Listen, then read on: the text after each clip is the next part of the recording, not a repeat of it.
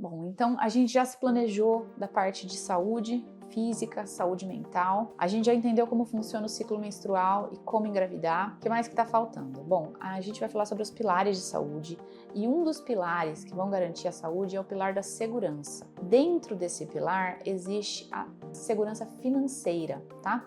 A gente sabe que a insegurança financeira ela é um fator importante para problemas do desenvolvimento da criança. Então, não dá para deixar esse tema fora do curso. O pessoal do curso até me orientou a não colocar esse tema, porque as mulheres não têm interesse nisso. Mas assim, aqui a minha intenção é que você tenha todos os aspectos para que a sua criança tenha sucesso no futuro, tenha saúde no futuro. Então, ignorar a parte financeira não é inteligente, apesar de não ser um tema muito buscado. Então, eu trouxe aqui e eu acredito que vai ter muito benefício para a família de vocês. Bom, então vamos lá. Como que a gente vai começar esse planejamento financeiro? A gente vai passar por 4 aspectos, por 4 passos. Então, o primeiro é conhecer, tá? Conhecer o quê? Então, conhecer as rendas e os gastos da família. Conhecer tudo que está entrando e tudo que está saindo. A família, ela tem que se comportar como um time, em que todos estão jogando no mesmo time por um resultado final. Não adianta o casal entre eles não terem, congruência nas ações, não serem honestos. Então é muito frequente a gente ver, a mulher às vezes escondendo um gasto ou outro do marido. Então isso não é muito inteligente. Vou trazer um dado aqui para vocês, que em 2022, 57% dos divórcios, o motivo foi problemas financeiros. Então não adianta nada você garantir uma amamentação de sucesso, que o bebê durma bem, faça sonecas, desenvolva o neurológico e que entre o casal não aconteça aí essa engrenagem também na questão financeira. Então primeiro você vai conhecer o que está entrando e o que está saindo, sabendo que dentre as rendas existem rendas ativas e rendas passivas, tá? Então a renda ativa é aquela que a gente se movimenta para ganhar, então é o nosso trabalho, que a gente acorda cedo todo dia para ir fazer. E as rendas passivas são aqueles bens que vão te retornar algum dinheiro sem ter uma grande atividade. Então, investimentos, aluguéis, é sempre interessante ter uma parte da renda da família em renda passiva. E os bens também, Bens passivos e bens ativos. Então, bens ativos são aqueles bens que vão te retornar um investimento que vai te retornar dividendo, e os bens passivos é o carro que a gente usa para ir trabalhar, é a casa que a gente mora, eles não necessariamente vão dar um retorno financeiro para a gente, tá? É importante e faz parte das finanças do casal ter todo essa gama de bens e de renda, então a gente precisa conhecer muito bem. Outra coisa interessante é planilhar os gastos, principalmente os principais gastos, tá? Eu tenho bastante dificuldade com aquele pessoal de investimento que fala que você tem que planilhar até o suco de laranja, sabe? Porque a gente tem que ver o que é real para nossa vida. Às vezes a gente vai querer fazer uma coisa que é ideal e a gente acaba não fazendo. Então que faça pelo menos dos gastos significativos, tá? Então aluguel, combustível, seguro, plano de saúde, que você tenha uma noção onde está indo o seu dinheiro. Porque às vezes numa dessas você consegue identificar uma coisa ali que não está muito bem ajustada, está gastando muito de iFood, por exemplo, entendeu? Então você consegue ajustar. Sempre que a gente, como médico, vai fazer um tratamento, a gente precisa ter um diagnóstico. Então a gente precisa conhecer primeiro. Então, etapa 1 é conhecer as finanças da família e sempre fazer isso engrenado entre o casal. A etapa 2 é fazer uma limpeza. Toda vez que a gente vai fazer uma arrumação de um armário, trocar as coisas de lugar, a gente faz uma limpeza. Então vamos tirar o que está desnecessário. Como eu disse, às vezes você planilhando os seus gastos, você identifica um gasto que não está compatível com o ganho da família. Está gastando 30% em restaurante, por exemplo.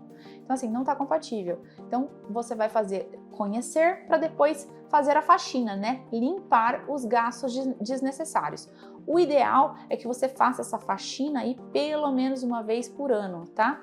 Melhor ainda se puder fazer a cada 6 meses, mas vamos ser real, uma vez por ano estaria aí de bom tamanho você se organizar com a sua família a questão financeira. O passo 3 é o que eu chamo de proteção. Então proteção seria o quê? Se proteger mesmo. Então, como você vai pagar menos tributo, como você vai fazer uma sucessão patrimonial para o seu filho lá no futuro. Então, isso é muito específico de família para família. A depender da atividade que você trabalha, você vai conseguir fazer essa definição. Então, por exemplo, se você trabalha com recebíveis de aluguel, compensa mais você ter uma empresa, né? Porque você paga menos tributação.